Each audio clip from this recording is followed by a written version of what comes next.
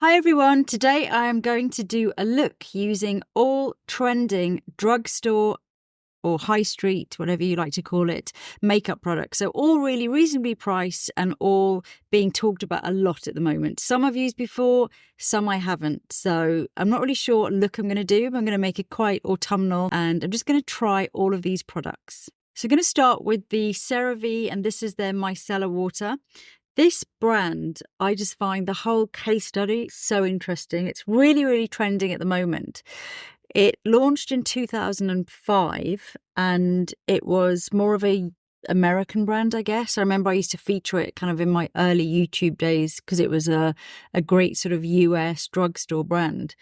And then it was bought by L'Oreal in 2017. Then it kind of rolled out. It came to the UK. It went to other countries. Plus, I guess L'Oreal had already had the experience of making a brand like Roche-Posay so famous. So they probably applied their magic touch for that. And I mean, it worked. And now it's, I guess, it is one of the most talked about, reasonably priced skincare brands out there. So I'm also going to use another product from them. I'm going to use this is more for an oily combination skin, and this is their gel moisturizer. And these are all really, really well priced. So the next trending product I'm going to try is the e.l.f. Power Grip Primer. And this has just gone so viral. And again, I find it really interesting because this brand launched in 2004, started by two young business graduates who just wanted to make makeup products affordable. And I mean, they just get so much coverage everywhere. And I think a lot of their products are really, really good. I mean, I know I've definitely used them on my YouTube channel in the past whenever I've been doing videos and wanted really affordable products. A lot of the stuff they do tends to be reworking already very popular products from other brands, but launching them as a very affordable price. Which in some ways, as a brand founder myself, I'm like a bit like, okay. But then I get it, it's good to have really affordable options for great products. So I'm just going to use this mainly on the center of my face because I can feel like this is really going to set down. It's very, very tacky. I feel like it's really going to hold my makeup in place.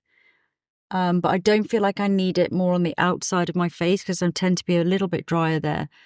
And already the moisturizer feels quite like it's done the trick. It's really going to be quite oil absorbing. So I'll just stick to the center of my face with the primer. And finally for skin prep, I'm going to use this. It's the Inkey Tripeptide Lip Balm. And again, this is another great brand which really harness the power of skincare ingredients. So they really focus on one ingredient, a bit like The Ordinary, but at really great prices. And this lip balm feels so good. So the next product I want to talk about is this. It's the Lumi Matte, and it's the Super Stay Maybelline Foundation. I was sent this because I was a judge on the Vogue China Beauty Awards, and they sent me various different products to try and test, and I had to vote. And I was really impressed with this. So I got, this is the version, I guess, outside of Asia, slightly different pack. So I haven't got my exact shade of this, so I'm going to just mix, actually. I think this shade, even when I was trialing it, it was a little bit too light, but I could still see that its formulation was so, so good. Let me try this colour first. I think that's going to be a little bit too deep, so I'm just going to mix a couple of shades. So I've just mixed two shades together. And this is a good shade for me. And what I like about it, and the reason I actually voted for it, is because this type of, when you're going like soft matte finish or long wearing foundation, sometimes they're just too heavy feeling on the skin, or they dry down, they're just a bit too matte, which I really don't like. I love thinner formulations for liquid foundations. So this definitely hits the spot. I haven't looked deeply into the ingredients or the Inkey list, but on the actual effect, I find it to be really, really natural looking and feels very, very nice on the skin and also long wearing. So on to blush and bronzer, which is obviously trending anyway. And the ones that are really standing out are the ones by Pixi, or Pixi by Petra. And this is a brand that I've known for years. I knew the sisters back in London when they first launched the original Pixi before Pixi by Petra, and then they went into America and into Target. So I am thrilled for them that this is a really big trending product. The colour that's trending in the blush is the really light pink. This is not going to look good on me. I can tell you that for free. I could do a little bit of it, but I don't believe it's going to look nice. So I'm actually going to not do the trending shade. I'm going to go for more of the deep raspberry colour. I just think this is going to look better on me. I'm not going to use it straight from the actual thing. I'm going to use it with my fingers and just really pat it into my skin because it's a really, really creamy texture. So I've obviously done my base already, so I just want to be careful that I don't disturb my base. And I'm just going to start to pat. And I really like this colour. This is kind of still a light pink, but it's not as light. And I'm just going to start to really build this up. I know that when you see people do it, they do it like that and then they're blending it, but I tend to work in a different way. But I guess it definitely gets it on quicker, let's say. But I feel like I'm disturbing my base, so I'm going to just blend that and just do it with my fingers and just really carefully pop it on top there. This will be really nice as well on lips because it's really emollient, so it's very creamy, very sort of waxy and quite feels very moisturising. In fact, I'll just try lips.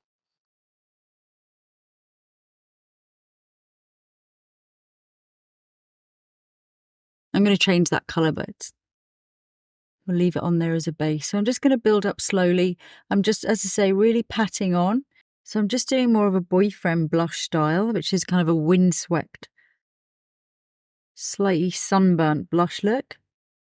I'll blend this all in a second. And I do think you have to blend this one quite carefully because it is so emollient and it is so waxy. But if you just build up slowly, use your fingers lightly, it starts to look really beautiful and natural. So I think this still needs a little bit more blending, but I'm going to leave it here for now and let that sink in. I think if you didn't have to wear any foundation on your cheeks, like you've got really good skin and it's more on the dry side, I can see how this would be a really great product and very nourishing. I've just got to go a little bit carefully so my foundation stays there. Okay, so the next one I'm going to try is actually the blushing stick, which is also trending. It's quite pearly, so I'm just going to use it more as a highlighter. No, in fact, I'm going to use the deeper shade more as a eyeshadow. I think it'll look really nice on the eyes. So I'm going to use it more to create a kind of soft, shimmery bronze eye. I probably won't be able to use powder on top of this because it's, or maybe just a little bit at the roots, the lashes, because it is, again, quite greasy. But I think this colour is going to look really lovely. So on to concealer, and another classic is trending. Yet another classic is trending. This time it is the Fit Me by Maybelline. So I'm just going to use a little bit under my eyes, here and there, and around my nose and mouth. Next trending product is the Vitamin Babe, and this is a small brand, female founder, and it seems to be trending at the moment. I'm going to use the silica powder. This is kind of a traditional silica powder. I'm going to show you actually how best to use silica products, because sometimes when you powder a lot with these, and you may remember when you've seen people on the red carpet with white powder all over, it's because of silica powder. So my tip would be to use it quite sparingly and to always brush off. So I'm just going to use it in my pinpoint style. So I'm not going to powder everywhere. I'm going to really just powder the bits that I need to powder. So mainly around my nose. And I'm going to make sure I brush this off. Chin. I'm also going to use a tiny bit on my eyelids because I use the cream bronzer, which is going to need setting on me because I'm about to use some powder eyeshadow. So that's going to need powdering down if it's going to take the powder shadow.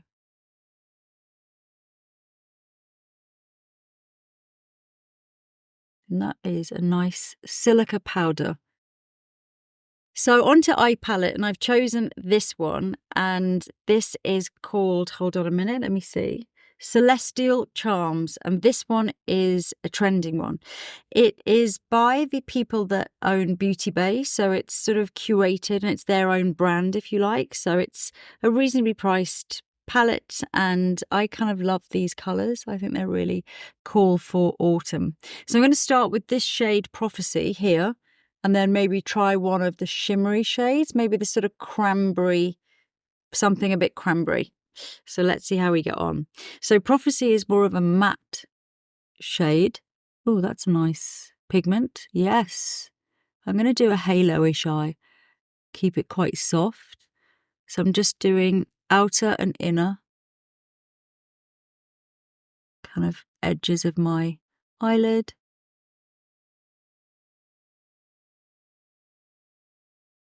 Probably should have used a primer underneath. It probably would have helped that not to have a kind of greasy base. But no, they're still working. Still working. That's a nice colour. I like it. This is a really, really good palette as well for brown eyes because of all those cool tones. If you've got warm brown eyes, it'll really make them pop. I'm also going to do a little smoke of that at the outer edge because I'm going to put something shimmery in the centre there, top and bottom. Next, I'm just going to try this shade Aura, which is quite a pinky cranberry colour. Oh, that's nice. Just going to tap that around the centre of my lid. I love that. Now I'm just going to take a brush and give that a blend. I'm just going back in with the shade Prophecy and going all along my lower lash line just to create a soft shadow under there. I'm going to mix that with a bit of bronzer in a second as well. Next, I'm going to go in with some powder bronzer. This one is the NYX one. It's not particularly trending at the moment, but it's a great drugstore brand and they have really good colours available in this bronzer. And I'm going to use this to kind of just blend everything that I've just done. Just to make sure that's really nicely blended. Okay, so on to mascara. I'm going to choose the e.l.f. one, which is really trending at the moment. e.l.f. standing for eyes, lips and face, which is, I always thought was quite a clever name. And this is based on, I guess, another classic kind of bestseller. This is called Lash and Roll. And it has a really nice brush. So it's a plastic applicator. Very, very precise. Really nice for just catching every lash and really nice and black as well. I have not tested this to see if it stays on. This is actually just my second time having a little play with it. So I can't vouch, but honestly, there are so many good reviews of this online that I'm sure it's been put through its paces. I'm just having a look at this with a magnifying mirror. Wow, this is so separating. It's a really, really good mascara. I can see why it's gone viral. Every lash is separate and it feels really nice. Yeah, this is a great drugstore purchase. So before I do my lower lash mascara, I'm going to use this shade Crescent, which is a light pink, and just put a little bit of sparkle on the centre. And then I'm going to go back in with mascara. So I'm just going to do a light layer underneath just to keep the eye really nice and open and big. And just so the makeup doesn't get too vampy. So for brows, this is the trending gel and it's the Half Magic. So this is made by Donna Davey, who is the makeup artist on Euphoria, but it's maybe not as inexpensive as some of the pure kind of high street brand. So this one is, well, in the UK it's £20, so it's a little bit more expensive, but everyone loves it online. It's got great reviews that it really lasts, so I'm going to try it. I love the brush, actually. Really separates your brows, and it feels like a nice fine gel. So I'm going to let that set and just see how that is. I think my only worry when I do brow gels is that I want to make sure that once they're set, they don't leave any white marks or any sort of cast, but this feels like a really good one. So for lip liner, I'm going to use the NYX Line Loud liner, and I've chosen this brownie shade, and this seems to be the one that matches, I guess, closest to my lip colour, but also because I want to do more of a brownie lip to keep in with this autumnal feel. And this shade is called Global Citizen.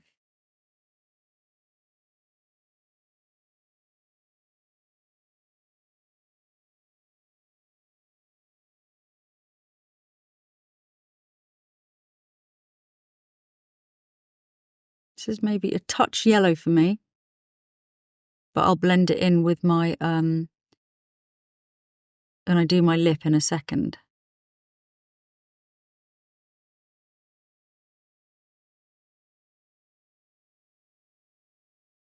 I'm actually going to use this all over to create, because as a lip liner, it's a little bit yellow, but I'm going to make it into a lip colour, if that makes sense. For my lip colour, I'm actually going to go back in with one of these Pixi bronzing sticks. So the shades wouldn't really work for me as a bronzer, but this deeper one, I really like the look at it as a lipstick, and they say they're good for lips and cheeks. And because they're so moisturising, I think it'll be a really nice kind of waxy emollient lip. And I like the way it's a little bit metallic. Definitely getting my autumnal tones coming in here. For lip gloss, I'm going to try this one, which is the same brand as the Vitamin Bay powder that I used earlier. And this is called the Beauty Crop. And they have a really nice lip oil in quite a browny shade. Going to use that on top. Actually, to finish off, I might go back in. This blush, which wouldn't work for me all over because it's quite white, I'm just going to go back in and use it almost like a highlighter at the top of my cheekbones instead of the usual kind of shiny highlight. So I'm using it to kind of, because it is very, very quite greasy, it is quite shiny. I think it'll be a really nice flush of highlight up there. I like this, actually. And again, I'm not using too much, so I'm not going to disturb any of my makeup. Yeah, I think that is the finished look.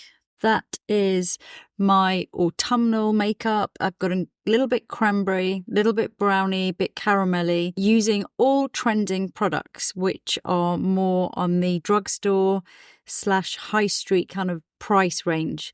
And what are my takeaways from this?